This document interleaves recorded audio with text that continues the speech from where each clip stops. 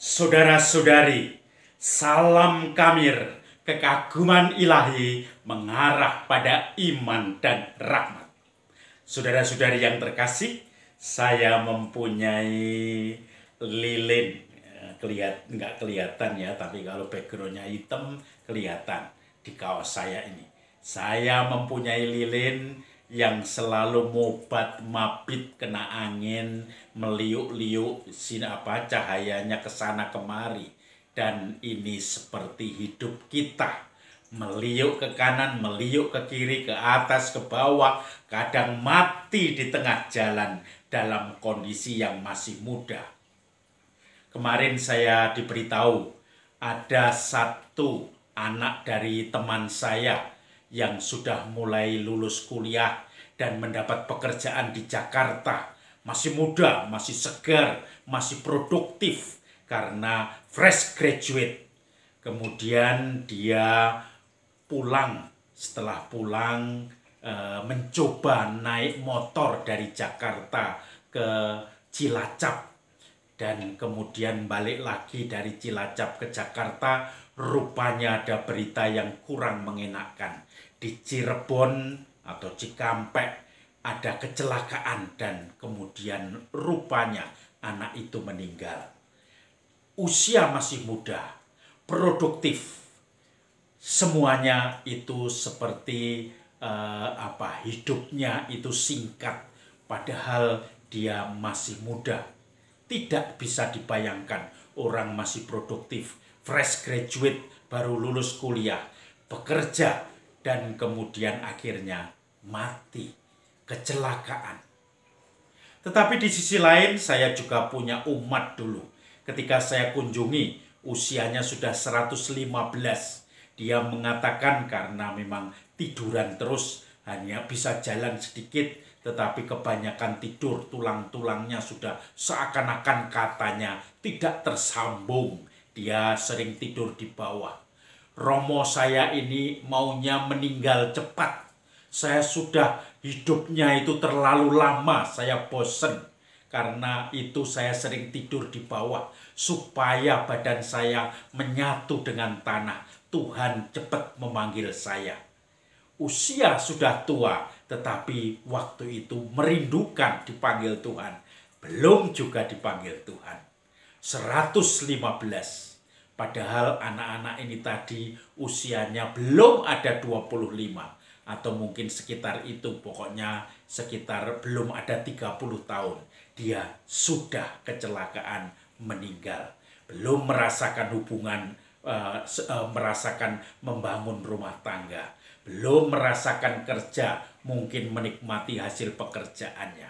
Seperti lilin ini.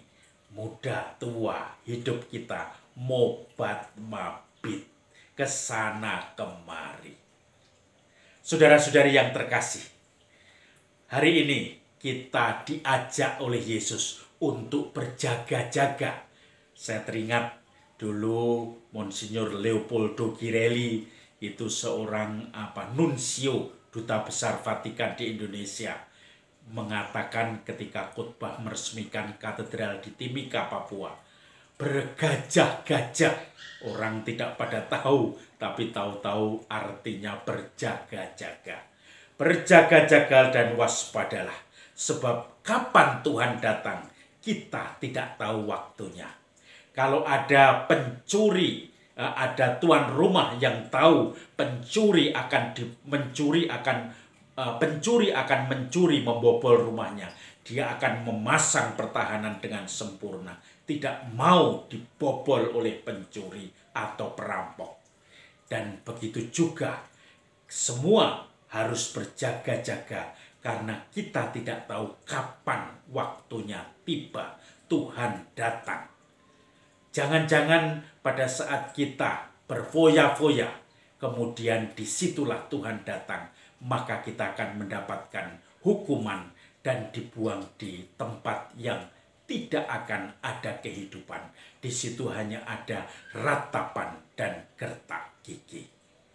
Saudara-saudari yang terkasih, mungkin kita bisa mengartikan kehadiran Tuhan itu ada dua macam. Ketika kita dipanggil Tuhan, ketika kita sudah tidak ada lagi waktu untuk bertobat, ketika kita sudah tidak lagi diberi kesempatan untuk memperbaiki hidup, maka disitulah saudara-saudari kita dipanggil Tuhan.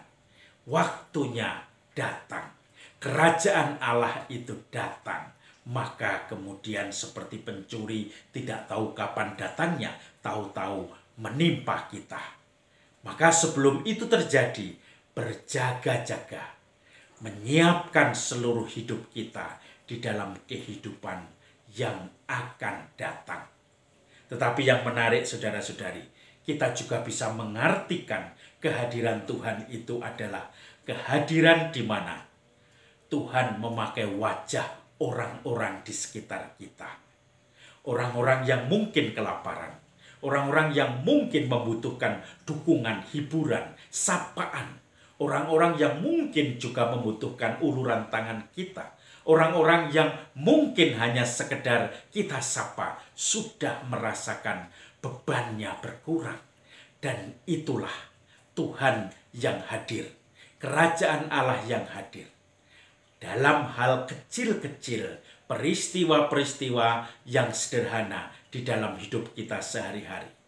Kalau kita terbiasa dengan menyapa Tuhan lewat orang-orang yang membutuhkan sapaan kita, disitulah kita akan terbiasa dengan sapaan Tuhan yang maha dahsyat, yaitu ketika kita dipanggil Tuhan menghadap dalam hari ba'annya. Maka mari kita menyambut, menyongsong tawaran-tawaran kasih Tuhan, kehadiran Tuhan dalam hidup kita sehari-hari. Supaya kita nanti ketika diberi tawaran Tuhan untuk bersatu di dalam keabadian bersamanya dalam hidup kekal, di situ kita pun sudah layak dan pantas dan langsung bersatu dengan Tuhan mempelai laki-laki Kristus sejati. Salam Kamir, kekaguman ilahi mengarah pada iman dan rahmat.